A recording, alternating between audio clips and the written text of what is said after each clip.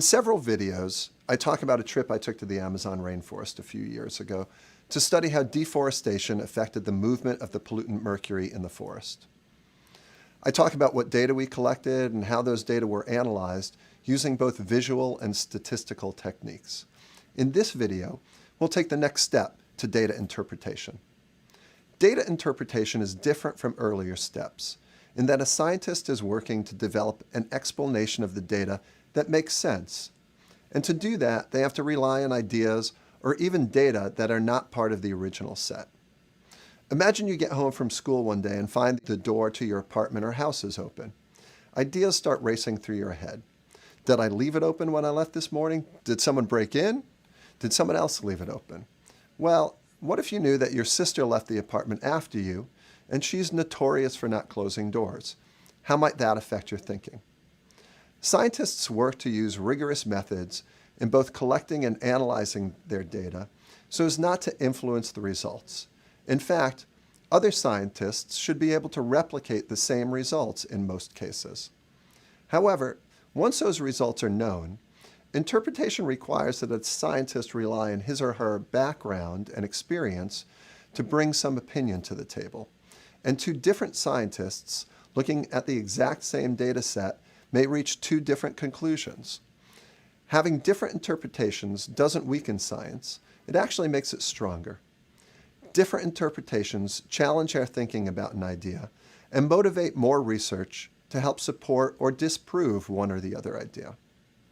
So how does one go about interpreting data? You have to place your research findings in the context of the larger picture and draw on other studies and known theories to make sense of your results. Let's look at an example. In the video on data analysis, I showed that the data I collected in Brazil suggested that more mercury was emitted from deforested soils than those under an intact forest canopy. Well, how does this fit into the broader picture of things? In this case, we wanted to understand how deforestation compared to other sources of mercury in the environment. That meant we needed to think about all of the possible sources of mercury to the environment. Some human activities release mercury, as do volcanoes, oceans, and soils. But all of these sources are very different. How do we compare the amount of mercury emitted by factories to the amount emitted by volcanoes? To do this, scientists try to estimate how much total mercury is emitted by a type of source in a single year.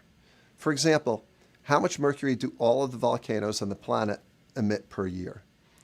To see how my research compared, I would have to scale up my measurements to a full year and across the whole Amazon. We started by scaling up our emissions across time. Based on the days we measured, we estimated how much mercury would have been emitted in a full year. We had to consider other data. For example, mercury emissions are related to the amount of sunlight hitting the soil. So we had to consider how long daytime was versus nighttime, and how much cloud cover might impact the region. Next, we had to scale up our measurements across space. How would the measurements we took over a small area, less than 1/100th of a square mile in size, scale up across the entire Amazon rainforest, an area that encompasses over 2 million square miles?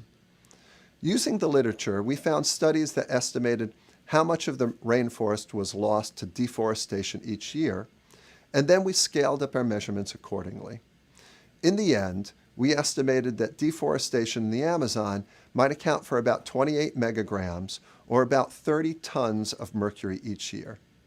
This is a really big number and has some significant implications for the millions of people who live in the forest and eat the plants and animals in the forest and are potentially exposed to mercury. But what if we didn't find some additional mercury resulting from deforestation? Would this have been an important finding? Of course. It's important that we know what are and what are not sources of mercury. Some people have pointed out that there is a bias against negative results in science. In other words, if a project does not support an initial hypothesis, it may be less likely to get published. And this is true to some extent. Had we found that deforestation did not increase the emission of mercury, it may have been more difficult to publish our findings. But understanding negative results, or those that might disprove a certain hypothesis, are just as valid as those that support one. Data interpretation differs from data analysis, and it takes years of training and experience to interpret a data set well. The first time you're working with your own data, don't feel like you need to know all the answers. Talk to your mentor and colleagues.